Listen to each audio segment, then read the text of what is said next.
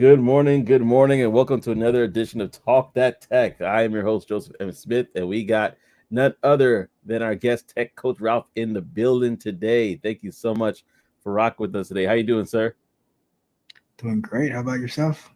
I can't complain. I'm doing good.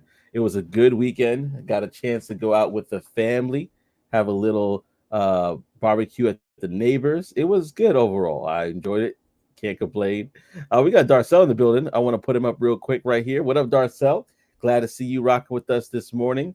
What's good, And you might, Darcy? yeah, and you might be wondering why Trey's not here. I'll let him speak about that when he comes back next week. But it's for all good things, just so you know. But yeah, so this is going to be a great time. We're going to be talking about a few different subject matters. And first things first, we always talk about the weekend. I know I kind of talked about it a little bit already, but I'm going to let you say what you want to say about your weekend, brother, and we'll get into it. So I was actually not planning to do any streaming this week because I'm out of town. But for my guys Joseph and Trey, I'm like, all right, I'll do it. I'll do one this week. But I'm just like semi vacation, setting up some new equipment while I'm out of town. So portable equipment at that. So Nice, nice. So you say that a whole complete break from this entire week, no streaming this week, doing a little detox, getting things set up. Is that what you're saying? no, never that. I mean, look at that. No days off, right? Really? I've I've um I don't think the internet services here is good, so I'm not doing live streaming, but I'll probably be setting up things for next week and recording some videos so that when I do get back to stable internet, I can upload it. Oh, gotcha.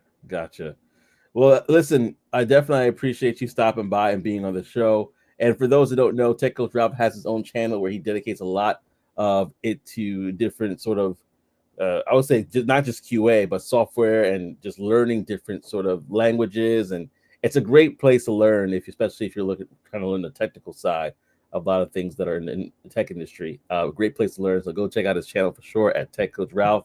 And don't forget the tickers out there. Go ahead and like, comment, subscribe to the channel. We love to hear input and thoughts. And we got some people I'm looking at laughing at Mitch. He says, "Hello, I'm new here." That will be forever his introduction when he comes on the show. So I appreciate What's good, Mitch? My that. guy, Good. Mitch. He got Ty Smith in the building. He said, "What's up, y'all? What's up, Ty? Man, well, where in the world is Ty Smith, San Diego? That's how I look at it. Because the last time I was checking, this boy was it was international now. He's everywhere. So always appreciate you, man." Mitch says, "Always blaming the internet. Take accountability." Oh man. Well, listen, this is gonna be a fun show. I'm actually gonna throw something very impromptu in here. The Olympics are here, and everybody has their thing that they normally watch when they come to the Olympics. So, my question this morning, and I'll let Takos Ralph answer it first, and anybody else who wants to follow. But what Olympic event do you typically watch when the Olympics come around? Oh, probably a bad question for me. I don't really follow the Olympics that closely. The other day I think on Saturday night, I was at somebody's house and they had like the General Olympics on. Yeah. I do appreciate the gymnastics. My sister did gymnastics when she was young, so just like knowing what it takes and seeing what they do, that's pretty cool. But I don't really follow it that closely. I'm just I'm busy, so. All right, all right. Well, let me look at the comment section here. I do got Howard P in the building. He says basketball. That is one of the things that I would keep an eye on, especially this year. It's very interesting this year. But yeah, the second one he said that's the one I normally follow the most, which is track and field. Anything that has to do with the track, it just seems like that's always been something that has drawn my attention. And that's me personally. Ty Smith he said just landed back home. He's everywhere.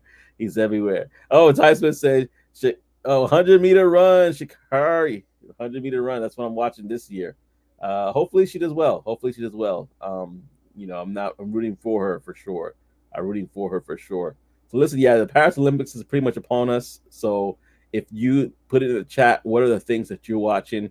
What do you think you're keeping up for? Because that honestly, track and field, that was the one historically I remember sitting with my dad and us watching it together. I don't know if it's a Caribbean thing, where because either Jamaica's running or somebody, we're always kind of like geared towards that one, to see who's gonna come up on top, and it's always been fun. It's always been fun, a family event, at least for that particular time, y'all. So go ahead, put your comments in the comment section below.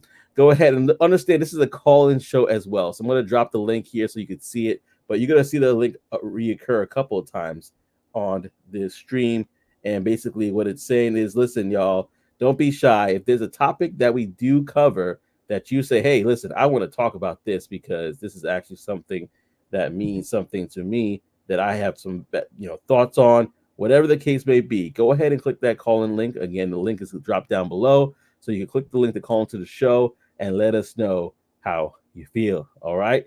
So without further ado, and feel free to keep on putting your comments in the comment section. But just to keep the show rolling, we are going to talk about the CrowdStrike aftermath. And so I'm going to just read a couple points here, but then I'm going to let my brother chime in, because the funny thing enough is that Ralph, tech coach Ralph, he actually talked about this on his own show as well. So we're going to get both sides of the coin here in regards to thoughts about this particular topic. But basically, just so y'all know that this thing has been about 5.8, or was it $5.3 billion and counting, in regards to what is considered the amount of the effect of this CrowdStrike event. Consider also the fact that there are airports shut down, specifically Delta, but there's a few of them that were affected. A lot of other businesses were affected as well. So basically, again, just to kind of recap for anybody who was not aware, CrowdStrike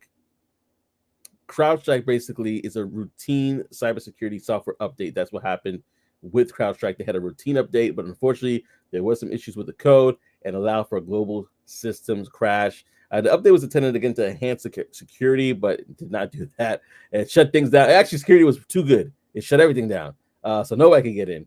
And so banks, airlines, hospitals, and government offices were affected by this. And so that flawed code, that's been basically the issue of that, just to kind of keep people up to date. This incident actually reveals something which we talked about last time, which is this whole one system sort of thing versus having multiple sort of systems to handle your business, versus putting everything in one, for lack of a better word, under one system. But with that being said, just to kind of keep you up to breast, those who are brand new to it, that's basically sums it up in a nutshell. But I'm gonna let Tech Coach Ralph share a couple of things that I thought was very interesting that we talked about prior to, that he was learning from this incident when he did his research.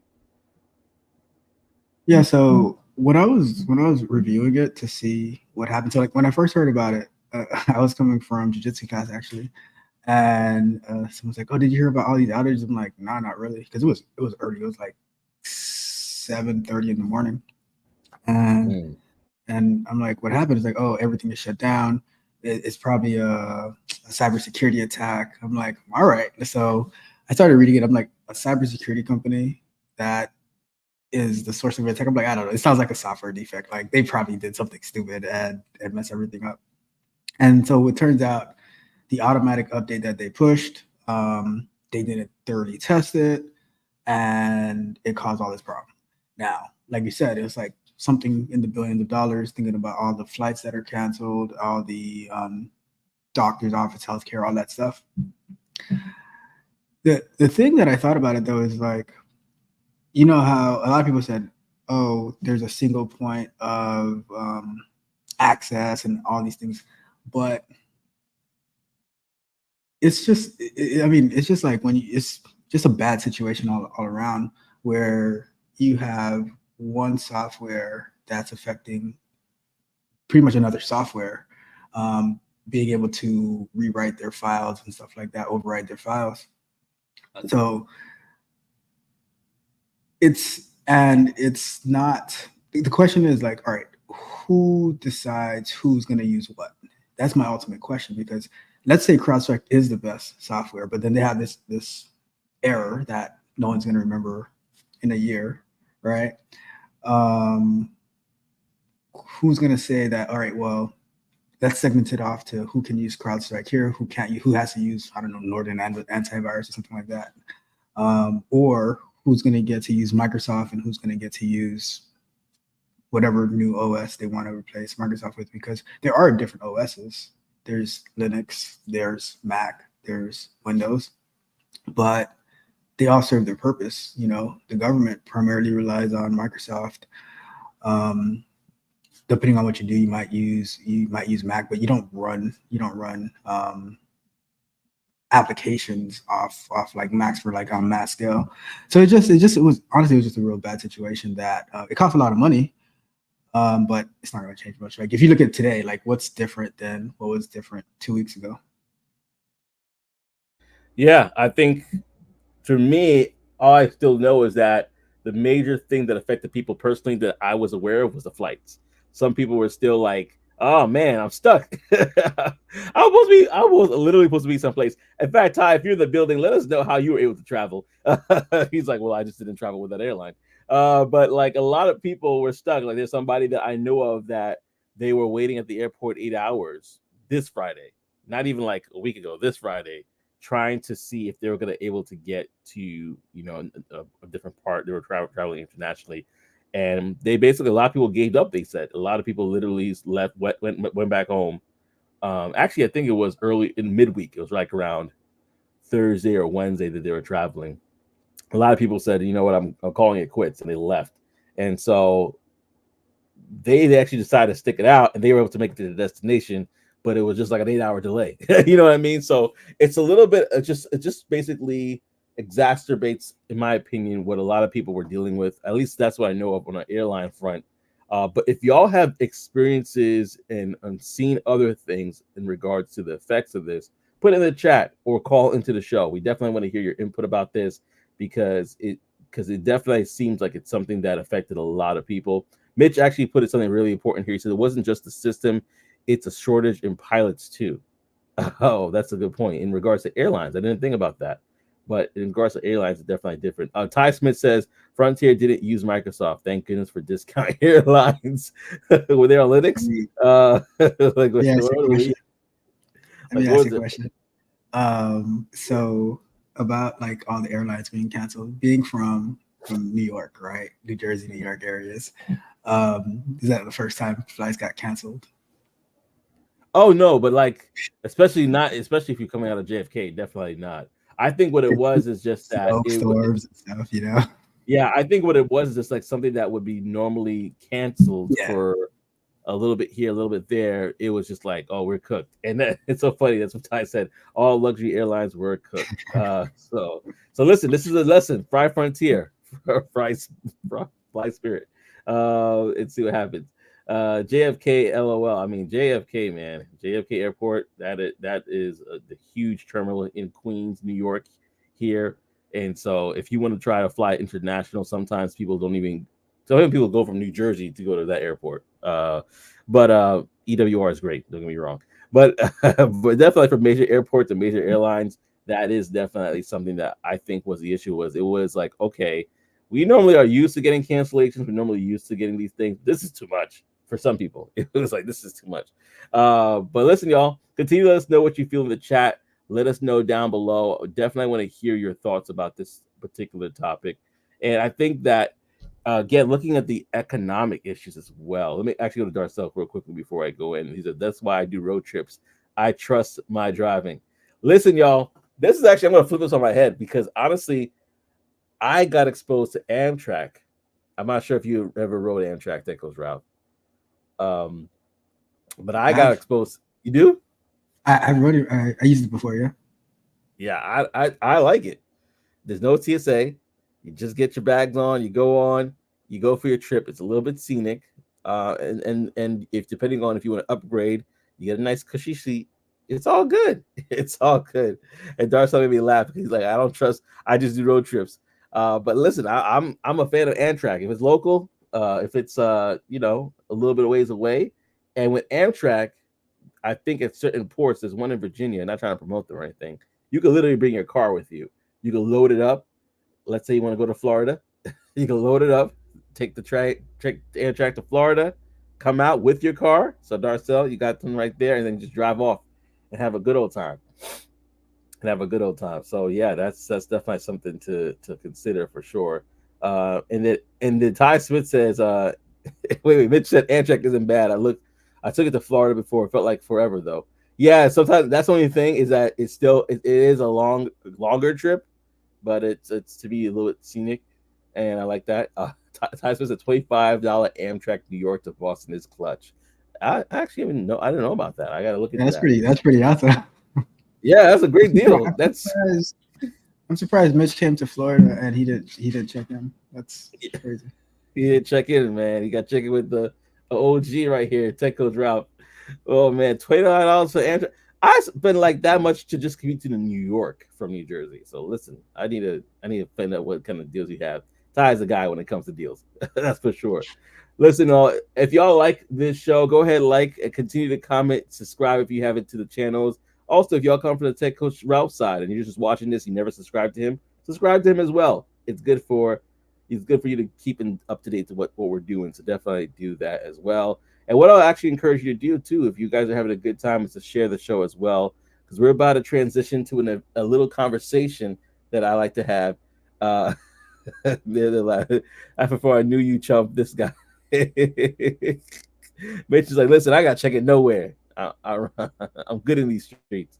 He's like, I don't have to check it anywhere. But yeah, y'all. So we're gonna go into a segment within a segment that we love to call the bulletin board. And this segment, just to remind you, is powered by Black Tech Global, your premier directory for upcoming tech events. So visit blacktechglobal.com for more. And when I mean for more, I'm serious because I literally can't show you all the stuff that's going down here. There's so much events that are happening, and you definitely want to be abreast about it because you never know. There's some of them that cost a little something. There's some of them that's free, and so you never know. So you wanna just be around to experience all the goodness. Invest First in up, yourself. yeah, it's good for invest in yourself. Absolutely. Um, real quickly, as I put on the first one, I went to an event that was on the directory, this website, and I had a great time. It was a Texas X event. There was a lot of different people that I met there. Got a chance to network with a lot of different people, and so it was really good. And so that's why I'll continue to say that I support it, but I'm pushing even more because it's something that I think that everybody could benefit from, especially if it's in your neck of the woods. All right. So first things first, and these are quick, y'all. So stay with us, please. First things first is we have the BDPA Con. This is 24. It's actually happening in Atlanta. This is happening the 31st to the 3rd. So it's a whole event. You can check this out on the website if you're interested. There's so much going on regarding big data and predictive analytics. And so there's different events, different people speaking. Devin Jenkins, a national tech and career talk leader. So many different people are speaking. And as you see, there's tons of sponsors for this particular event. So if you're in the Atlanta area and you're into AI, cybersecurity, robotics, and more, definitely check out this event for yourself. Then we have Black Wall Street Social. This event is happening Friday, August 2nd. So look into this one if you are in the Durham, North Carolina area.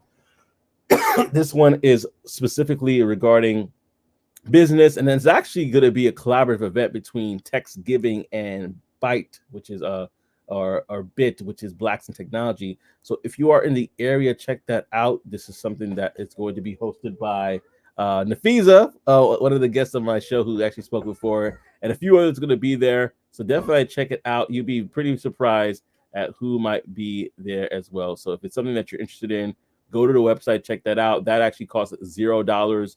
The Black Data Processing event that we talked about before that is around $525.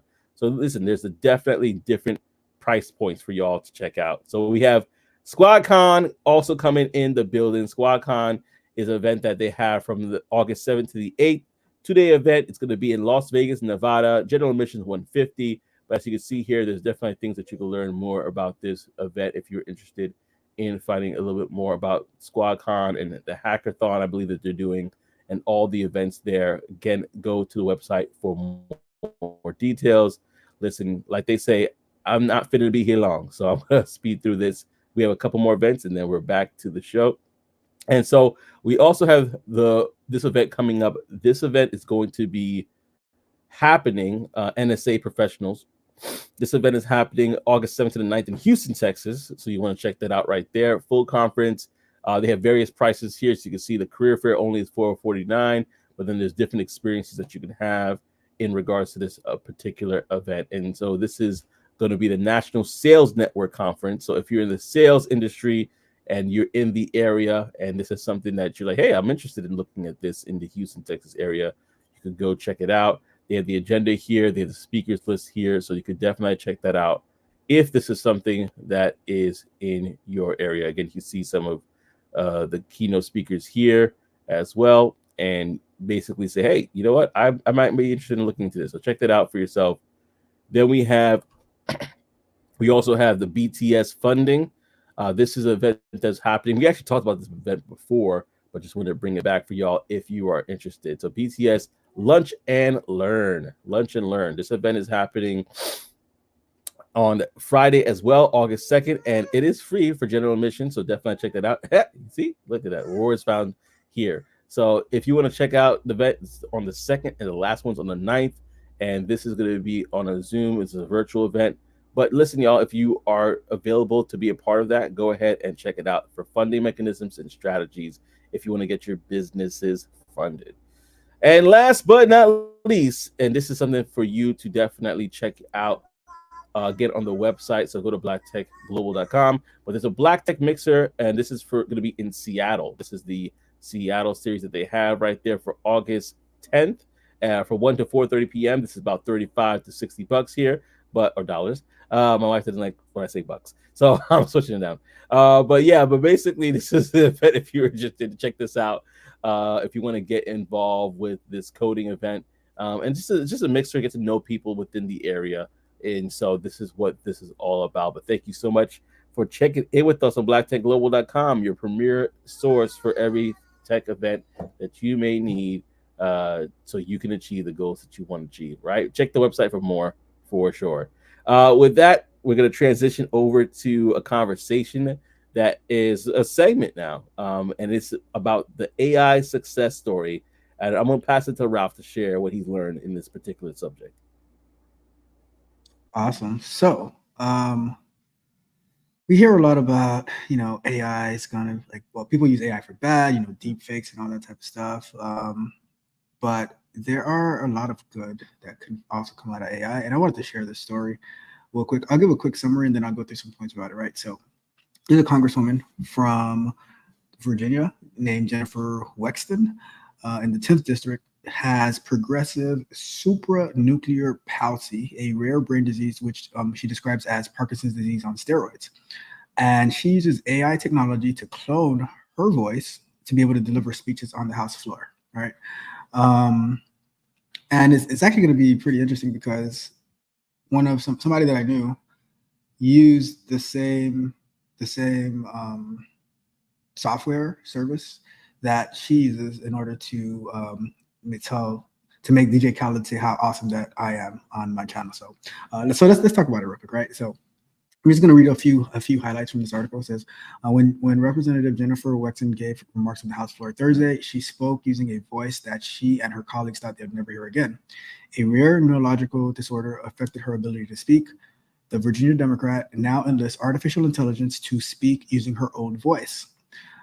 I can no longer give the same kind of impassioned impromptu speeches during debates on the floor or in committee hearings, Wexton said, using the assistive technology. This is very impressive AI recreation of my voice does the public speaking for me now. 5 months later, she shared a modified diagnosis, progressive supranuclear palsy, a rare brain disease she describes as Parkinson's on steroids, which I mentioned earlier. In May, she began delivering remarks on the House floor using text-to-speech technology. So the company that she uses, which when I saw the name, I'm like, oh yeah, I remember this. I remember this name. It's 11 Labs, a software company that works to recreate natural sounding speech synthesis, reached out to Wexton's office with the goal of making a voice model program that sounded like herself and not the robotic voice associated with the traditional text-to-speech app. And as he says, I used to be one of those people who hated the sound of my voice. When my ads came on TV, I would cringe and change the channel, but you truly don't know what you've got until it's gone. Facts. She said on the House floor on Thursday morning, because hearing the new AI of my old voice for the first time was music to my ears. It was the most beautiful thing I've ever heard, and I cried tears of joy. I found that really cool about the good that AI can do, where, to me, technology isn't good or bad. It's indifferent. It's the way that people use the technology that that determines the outcome of whether it's good or bad. Yeah, that's an amazing story because I think about so many people that are dealing with, like, for example, the recent person that had Neuralink implanted in him. He's paraplegic, and he was literally able to use a computer with his mind and basically with his eyes, I believe, even like click and things of that nature. So, like you said, Rob Richardson, a friend of the show, likes to say AI is not neither artificial nor intelligent. It's basically like how what you can make of it. And the thing about it is the human in the loop is so important, obviously, to create these forms of technology, but it's really cool to see how it can really impact somebody's life like that. And so the question that we wanted to throw out to the audience, y'all, and feel free to call into the show. If you want to even call back and talk about whatever we talked about previously, feel free to do that as well. How has AI impacted your life? How has AI impacted your life? Uh, or has AI had an impact on your life? And if so, how? Just let us know in the comment section below what your thoughts are there. But let me ask that question to you, Tech Coach Ralph, in regards to yourself. Obviously technology has made a way in regards to job and career and things of that nature, but even just making your life a little bit easier. How has it done that for you? So I'll start with this, right? I was shocked a couple of weeks ago when my wife told me she was using ChatGPT. I was like, really? She's like, yeah, ask it questions and it gives me. I'm like, wow, okay, oh, that's awesome. Because she's not like the most tech friendly person, and because I told her to use it a while ago, and then just recently, yeah, I was using it to find this information. I'm like, oh wow, okay, cool, that's awesome. But for me personally, I use it for stuff that I would probably do that I wouldn't pay for someone to do. Like, let's say YouTube descriptions. Um, I'm not going to pay someone to write me descriptions on YouTube. So I'm all right, let me use AI to do that because at the end of the day, no one really cares about the descriptions that much. I use it to generate images for thumbnails. Got my guy, your car in the building. What's up, your car? Salute to you. I use it for taking meeting notes, like when I have like coaching calls, consultation calls, whatever. Because I like to focus on whatever the person I'm speaking to, so it's hard for me like to take notes and stuff like that. But it just summarizes all that for me. And then I also do like investigative programming, I guess. So at the beginning of the year, I was using it to see if I could help that in the resume realm, like rewrite resumes based according to the job description, write cover letters based according to your resume and your job description. Um, Pretty much like whatever we can think of to do, I go ahead and try it out. Like there was, I think you mentioned it on this channel before by Cloud AI. I had Yeah. I had there's an open source version of it that I had installed, tried it out, see how it worked. So I mean, pretty much anything that I don't use it for coding per se, because I always like to keep that fresh in my mind. Keep knowing how to research, but the stuff that aren't that important to me, I'll use AI for that. Nice. Yeah, for me personally, I use AI in regards to just doing my job more efficiently. Especially this past week, I was just like, let me just kind of create a workflow that would help me to pump out more quality cold emails, for example. And I use Perplexity, ChatGPT, and I might be using some other stuff too to really kind of refine that process because, especially in our field, it's all about personalization. So imagine you have to personalize a bunch of emails. You're like, oh man, this is gonna take me all day. But like AI tools that I start to use really kind of help in regards to putting that framework together. And then also me using my brain and creativity to add to it is what really kind of allows me to be better at my job. And that's another thing too. Those individuals that are using AI when it comes to their job, they're going to be the ones that are going to be able to outshine others that do not. And so, especially if it's something that you can do, definitely recommend doing it for sure. in regards to seeing how you can utilize AI. But y'all put in the chat. I mean, we're talking here, but definitely I want to hear from y'all in regards to what it is that you're using. And if there isn't a, there's all these different types of tools that are coming out every single day.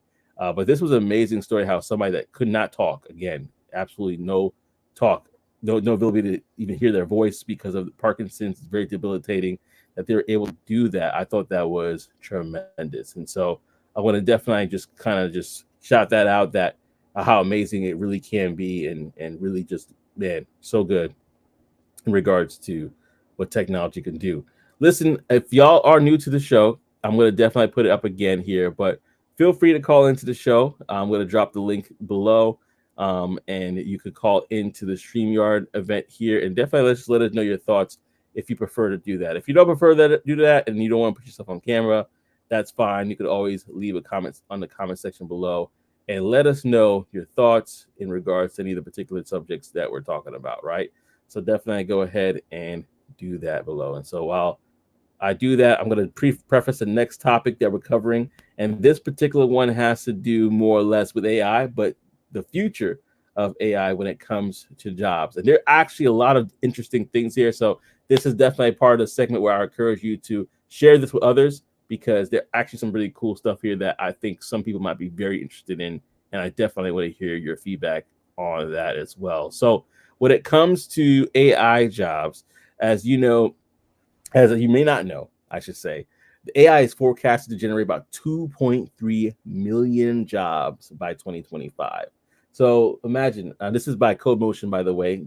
Shout out to CodeMotion for this source here. But basically, it's going to be fundamentally changing the job landscape in a huge way. This will be tremendous opportunity for those that are looking for work, that are trying to transition within the tech industry, because there are going to be roles here that some of them I haven't even heard of until I read this article and went through it. But 8 emerging AI jobs are highlighted in this article, ranging from AI trainer and creator to AI content creators. So all of this is going to be things that are emerging, and the identified AI jobs that we're going to talk about include a wide range. And I'm going to actually go one by one through them. So if any of them resonate with you, go ahead and put it in the comment section, and let's have a conversation about it, because it's going to be really good. So first things up is AI trainer creator. And the role basically is this emerging AI job involves creating and refining the data sets that AI models learn from. So ensuring that they are comprehensive and unbiased. So that's something that is going to need everybody's input, depending on what kind of ethnic background you come from, socio-ethnic background, because when you train a model, you want it to be able to do or be able to understand and respond properly to various group of different people. So this is something that you should definitely look into. The kind of skills that they're looking for, and to do this, is knowledge about ethical AI practices and a deep understanding of machine learning algorithms. So this is a time that if you're looking to get into the space, to continue to learn more about the machine learning capabilities there, and also data labeling platforms and data analysis tools. Another role is robotics engineering. So if this is something that you've always kind of been tinkering with in regards to robotics, this might be the opportunity to kind of dive deep into it. And basically, the specific when it comes to robotics engineering is now integrating machine learning to enable robots to adapt to their environments, employing predictive analytics for maintenance and ensuring ethical standards in increasing autonomous systems. And basically, proficiency in Python or C++ is important here, and experience with robot control systems and simulation software can really help. Mitch said, can we train them to fight? You know what? What's that show from back in the day where they basically had those robots fighting in the cage? Do you remember? The BattleBots? BattleBots. You talking about BattleBot situation, Mitch? Yeah, the RPA. Yeah, I agree. RPA. Yeah, no, absolutely. I mean, hey, if they want to make it BattleBots to the next level where people actually paying to watch that, there's movies about that for sure. He's a definitely found Ralph. Oh man, let me know when that happens so I can get some good upfront tickets to see your battles, your robots battle it out. But yeah, that's definitely. Oh, we were like, Transformers in real life, right? I know, robots in disguise. Oh man, so yeah, and then we have AI ethics and legal. So if y'all have a legal background and you want to find a new niche, this might be a good one to do it in. And basically having a solid grounding in legal frameworks, compliance, and risk assessment methodologies, and a background in law, philosophy, or ethics to navigate the complex moral landscapes, which is a big issue. There's some people that actually companies have got sued because of this particular topic. So if you are knowledgeable, it's going to be great.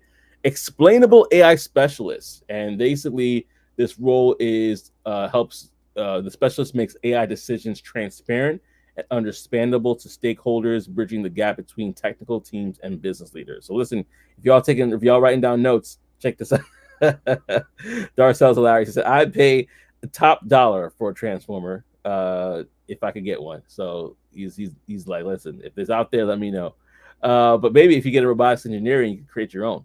Uh, so the key tools and skills are expertise in computer science, especially in machine learning when it comes to AI specialists that are explainable AI specialists, and also skills in visualization tools and technique to demystify AI processes. So there's a few more. I'm going to run through them real quickly. There's AI security specialist. There's conversational AI developer, kind of similar to the trainer as well, but it's a little bit different because it's trying to basically create. It's a prompt designer or prompt specialist, and these developers create intuitive chatbots that are virtual assistants that mimic human conversation. So that's another one. Then we have AI for business analysts. So this is huge because you want to show them where the money is, right? Um, they're all about using AI to drive for strategies and driving efficiency and growth for the business. These are all roles in 2025 by 2025 that y'all could look into. So that's why I'm mentioning it as well. And then last but not least, AI content creators. So this is the individuals that are using AI to basically create content, whether it's videos, whether it's images, things that we're kind of doing right now through what we are learning and playing around with. People are going to be paid by companies to do this. Proficiency in content creation, AI powered research tools, and a strong foundation in data analytics and storytelling are going to be one of the prerequisites that they're looking for. But the whole point of this is really to kind of just say, hey, man, if you are in a place I know some of these I haven't heard of either, Mitch. Like I was like, wow, I need to share this. But if you're in a place where you're like, hey, I want to get more involved in the new sphere of things when it comes to AI, do your research about these particular fields because there are going to be possibly some things that you could do. You might already be doing it, and you're just like, wait a second, I actually can do this as a side hustle or something like that. I can actually do this on the side, and I actually make money from this. Yeah, so definitely check that out for yourself. This was in regards to an article from Code Motion, I believe it's pronounced. Yeah, Code Motion. So check that out if you are interested in learning more. But I'm going to pause right here to hear from the audience. If anybody wants anything that they want to share, I just dropped the link, but I'll drop it again in regards to calling into the show. But Tech Coach Ralph, what are your thoughts about these various jobs that they have popping up when it comes to AI? So I think it's awesome. I totally agree with the different roles that they're talking about. And that's why I always kind of laugh when people say, oh, AI is going to be taking all the jobs. No, it's going to be creating 2.3 million jobs, right? Yeah. Now it's gonna take the job that you want to hold on to forever, probably. Yeah, it's like if you still want to be the person who's driving the carriage and the horse and stuff like that. Horse and Then buggy. yeah, the horse and buggy, exactly, right. Then yeah, you're probably gonna get replaced. But if you're gonna upgrade to the new Ford Mustang or maybe the EV Mustang, then you'll have a chance, But yeah, it's like so many different roles, and AI is not just gonna handle itself. It still needs people to drive it. And now the thing is with AI, because it can go so much faster, you can do so much more. So there's more stuff to put out there. There's more product to put out there. It's just making things a lot more efficient. The past couple of weeks, what we live streamed on was AWS App Studio, where using Amazon Web Services, you can use AI to prompt what type of software that you wanted to create for your internal business, right? It's like for your internal users. So like, let's say you have an office of like 5 people. You can say, I need this application to do this, this, and this, and it's going to give you the whole prompt of like your requirements for it, what it's going to build, and then you said, all right, cool, go ahead and build it, and it's going to build out a UI for you. It's going to build out the database for you, and then you can customize it from there. We did it in like we set it up in like 20-30 minutes and able to use it, store stuff like that. And so now if I have a small business, that can help me manage like whatever internal stuff. And we did one for invoice tracking on a different show. Like invoice and billing and stuff like that. So but here's the thing, like some accounting firm, they might not be able to figure this out, right? Because it still takes some technical knowledge. But let's say you're doing like you're the AWS App Studio consultant, right? And you go from like different businesses, maybe you specialize in accounting, whatever, right? You go to different accounting firms or whatever, and you go ahead and you create these little apps for them, so their internal internal employees can use it, and it gets documented, and you help them maintain that. That is another opportunity right there that you have using AI to generate business for you. So it's just gonna make things a lot easier, revolutionize things. Yeah, I agree. In fact, I want to throw out this question to everybody. Because this kind of came to my head. What AI roles that were mentioned interest you the most? And for me personally, when I saw the business being like a business analyst, that interests me right there, because I know a lot of companies, they may look for ways that they could use AI. I mean, I know for a fact a lot of companies are right now running around doing that, saying, "Hey, I'm looking for anything that has to do with AI that can affect my portion of the business in regards to strategies and driving efficiency and growth." That's something that I'm kind of in that world already. I just do it for the contact center specifically, but there are going to be companies that are going to be looking for that. And I think the biggest thing, because there's so much noise in the market already, is, okay, can you really deliver on what you're saying, versus just because everybody's using it, it's now becoming a buzzword, and people are just kind of throwing whatever out there saying, oh yeah, it can do what it can do.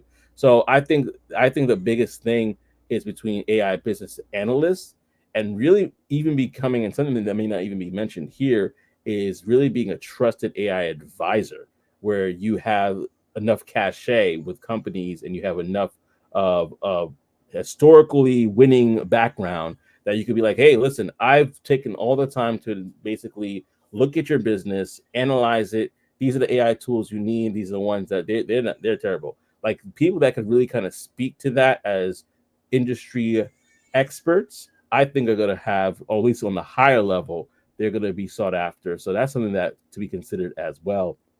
Reese mentioned business analyst as well. For me, also content creator, just because I'm in the space. But like, if marketing is a big thing. So if somebody could really utilize marketing to pump out different things really well. In fact, there are people that I know of that charge less than their competition because they're using AI. And they don't say it, but based off of the research I did, I'm like, I saw here you edited that video. You use this tool, but not everybody's gonna know that they did that. They're gonna say, oh no, I have a team. We work diligently around the clock to get your stuff done. But they're utilizing AI, and I'm not mad at them for doing it. I just think that everybody, you all need to catch up. So if you guys have any sort of roles that popped out in your head, whether it's even AI cybersecurity or like being a security specialist or whatever the case may be, let us know in the chat. Feel free to let us know.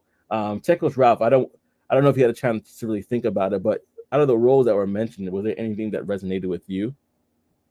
So I came up with this on the fly, right? So follow me here. Yeah. I would want an AI clone of myself, but the bad cop version of myself, so we can do content together, and we can like actually, because I mean, not even Mitch can debate me, right? So I need my equal to debate me, so that the good cop, bad cop version of Tech Coach Ralph, where we can do content together, and that way I don't have to pay the AI version of myself as much as I would pay myself, you know? Oh, I would be paying myself nothing. I'd be like, listen, you're my slave. Go ahead, do it. And then, but here's the problem. Like But if I lose though, I remember in the show where the clone was like, "Who's the clone? I'm not the clone. You're the clone." And I created you, and it's back and forth. But Mitchell actually said he's surprised that project manager is not on there, like an AI powered project manager. I think what's going to happen is everybody's going to have a little bit of a AI power up. It's like that Dreamcast game, Power Gems, or what it's called, or not really the game, but a lot of games are like that where you accumulate all these tools and you get more powerful. And I think the same things to be true with AI. Uh, Mitch said, "A lie detector determines that's a lie." In regards to the clone, well, yeah, I think in regards to multiple different roles, there going to be multiple different roles that are going to have prerequisites in the job description to learn and be able to know certain AI tools, like how Python is required for certain jobs now, or even how certain things are required. It's going to be substituted now. Instead of saying, "Oh, you need to have this XYZ prerequisite," you're going to need to know these tools. And so coming to the game already knowing these tools, having an AI tech stack, that's going to be very valuable when you come into an interview. I think that's going to be very valuable. In fact, I'm going to start thinking about an SDR sales AI tech stack, and probably comprise a list of that stuff and really kind of say, hey guys, maybe this is the stuff you need to look into. But there's so many popping up every day. It really is hard to keep track. the thing is too, like when I think of software or a tool, I just analyze what is it that I'm doing and am I doing it in a way that's inefficient? Right. And that's my starting point. And then I'm like, okay, cool. Now that I know what gaps that I have, now I have to find out how can I make it easier. So I might look into different AI. So for instance, like when I'm like, all right, my problem is that I don't like taking notes while I'm speaking to people, right?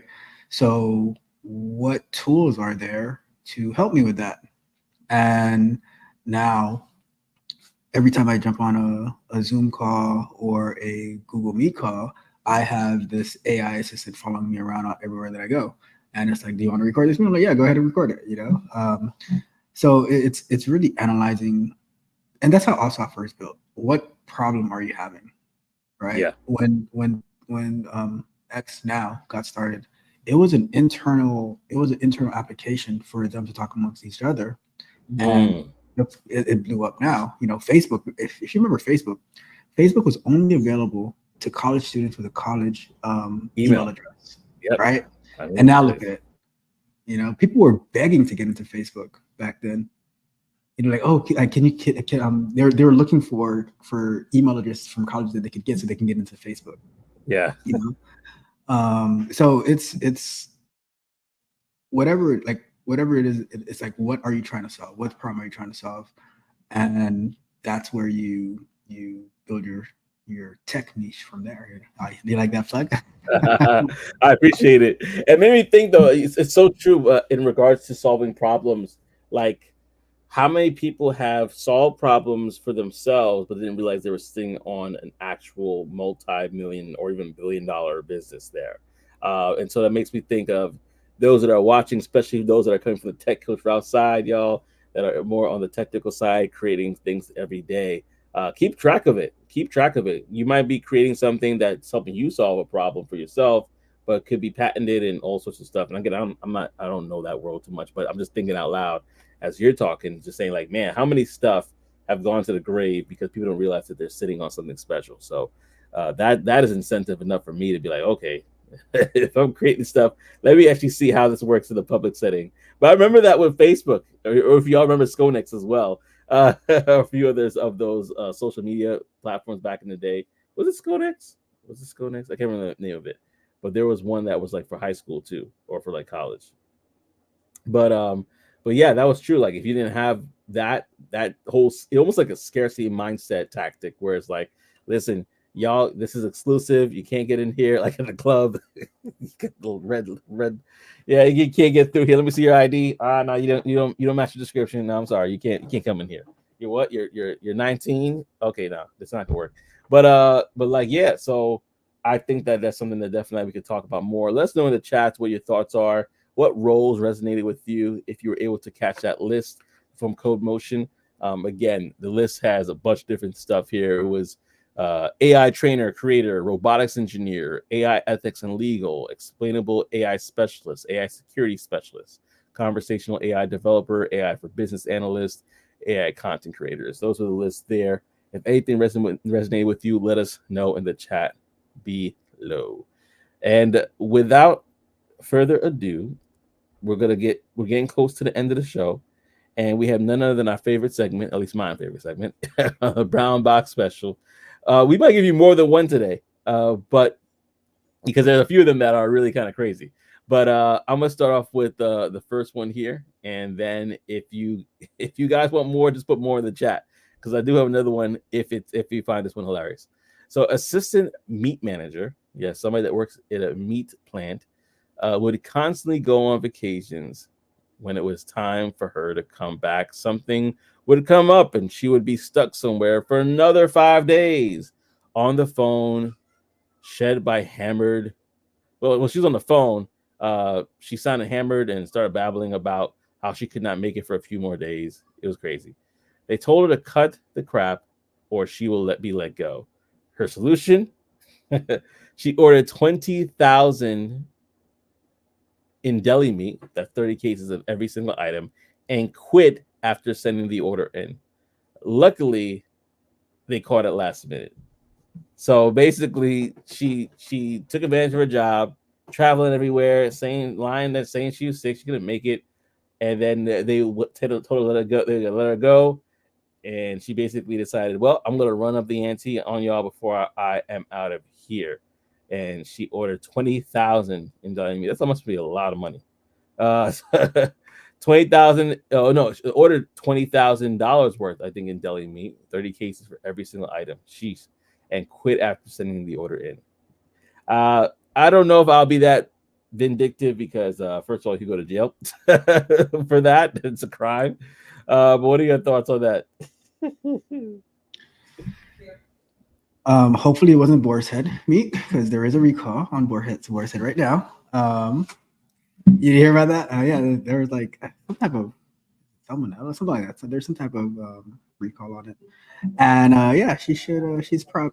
I mean, I would press charges, but this is me.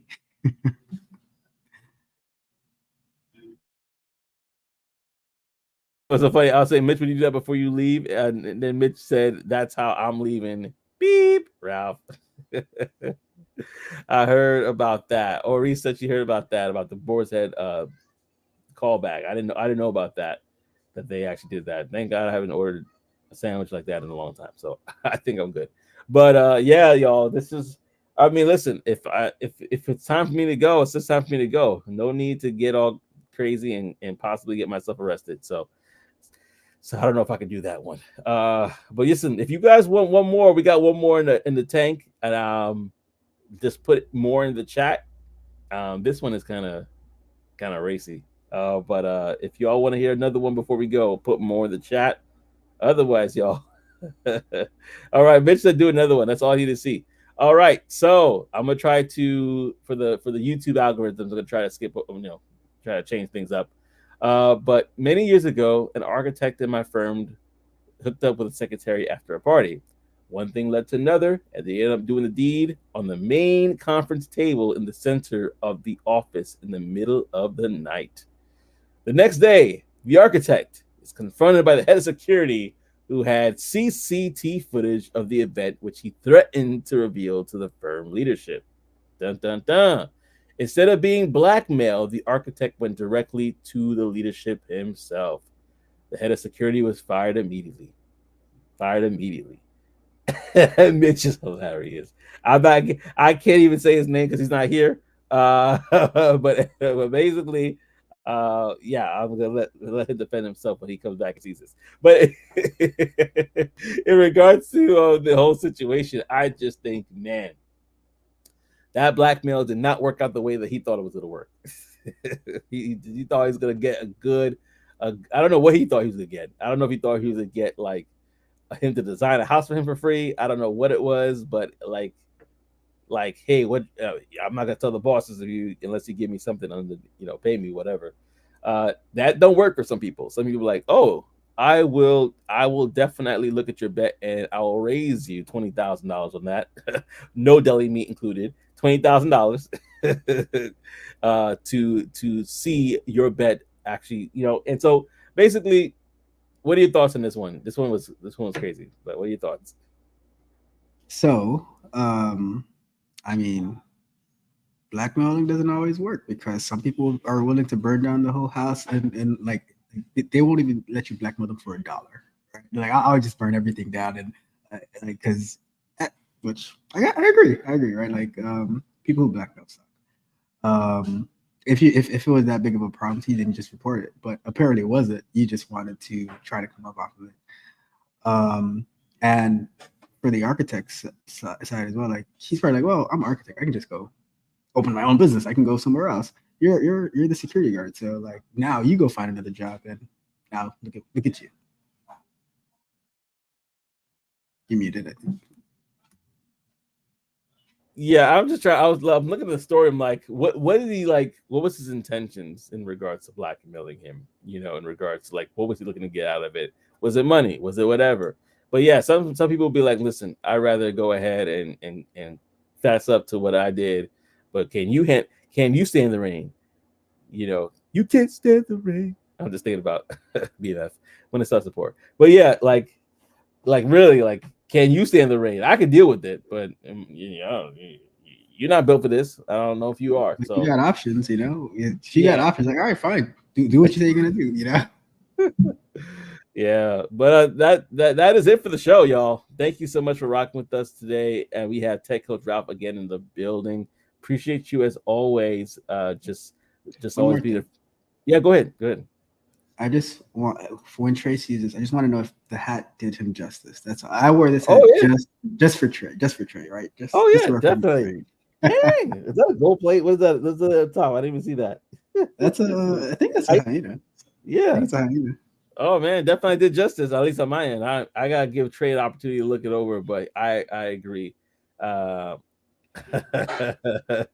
Mitch says I'm in the bind, Nate. That's one of my sounds when I'm streaming. Yeah. Yeah, no, I appreciate that. Oh, thank you so much as well. Oh, he said boo. He told me the hat. He's like, boo. It's not a Trey's level. He's like, there's the game, there's levels to this. Yeah, as Mitch is alluding to there. But yeah, thank you so much, man. The show, the hat, I think was great, and I think again, Trey will appreciate that. Even just thinking about him, Trey, we're looking forward to seeing you back, brother. But thank you so much again, Tech Coach Ralph, for coming through. Appreciate that as well. And listen, y'all, well, go ahead, like, comment, subscribe, and share if you haven't did so as well. Appreciate it as well, Mitch. And Oris, appreciate you too. You have a great week as well. Thank y'all. And like we always say, welcome to Talk That Tech. The number one talk tech morning show. I can't talk right now. I'm tired. A morning show on the planet. Y'all have a great day. Peace and elbow grease. Have a great rest of your day.